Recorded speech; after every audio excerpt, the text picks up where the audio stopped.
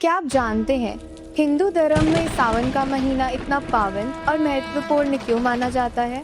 ये केवल एक महीना नहीं है, ये वो समय है जब खुद भगवान शिव इस धरती के सबसे करीब होते हैं। जब बारिश की बूंदें केवल मिट्टी नहीं भिगोती, बल्कि हमारे दिलों को, हमारे विचारों को, हमारे संस्कारों को भी शुद्ध करती है।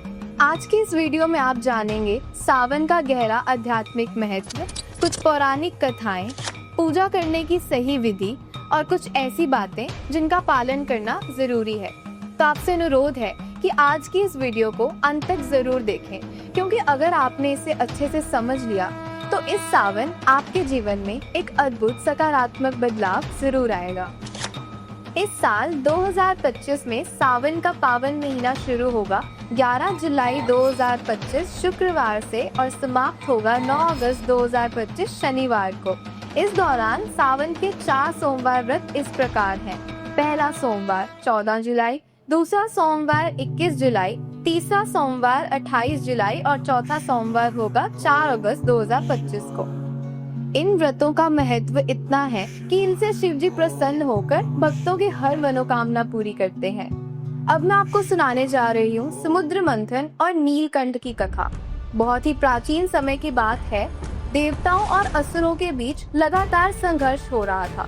तब अमृत प्राप्ति के लिए दोनों ने मिलकर निर्णय लिया समुद्र मंथन करने का। जब मंथन शुरू हुआ तो उनमें से निकले अनेक रत्न, लेकिन फिर निकला कालकूट विष। यह विष इतना भयानक था कि उससे पूरी सृष्टि का विनाश निश्चित था। कोई भी उसे संभाल नहीं सका। तभी सभी ने भगवान शिव का आह्वान किया। भोलेनाथ, जिन्होंने कभी किसी का बुरा नहीं चाहा, उन्होंने बिना किसी सोच विचार के सारा विष अपने कंठ में धारण कर लिया। उनका कंठ नीला हो गया और वे कहलाए नीलकंठ महादेव।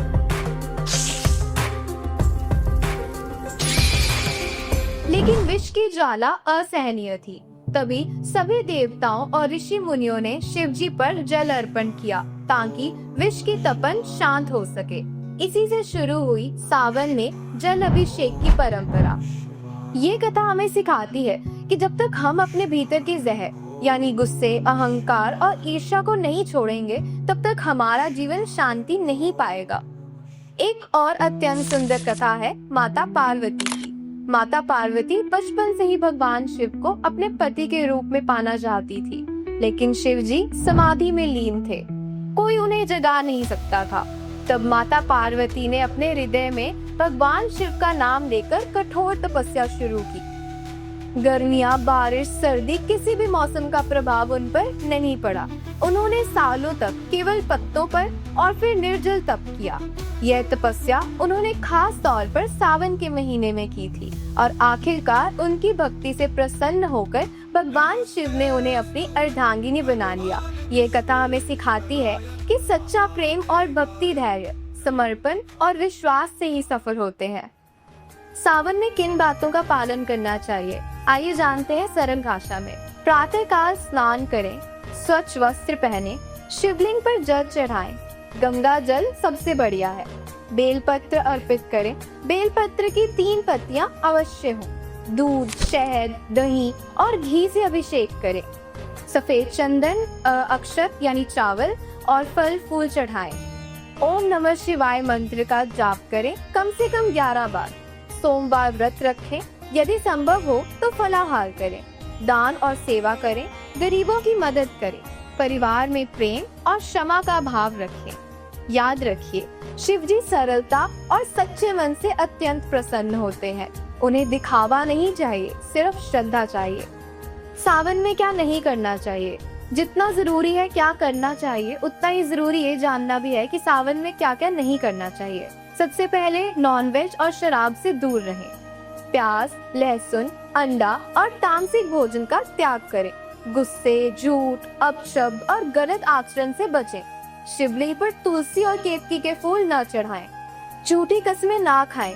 किसी को दुख या अपमान न दें, क्योंकि सावन आत्मा की सफाई का महीना है। ये बाहर की नहीं, भीतर की पूजा है।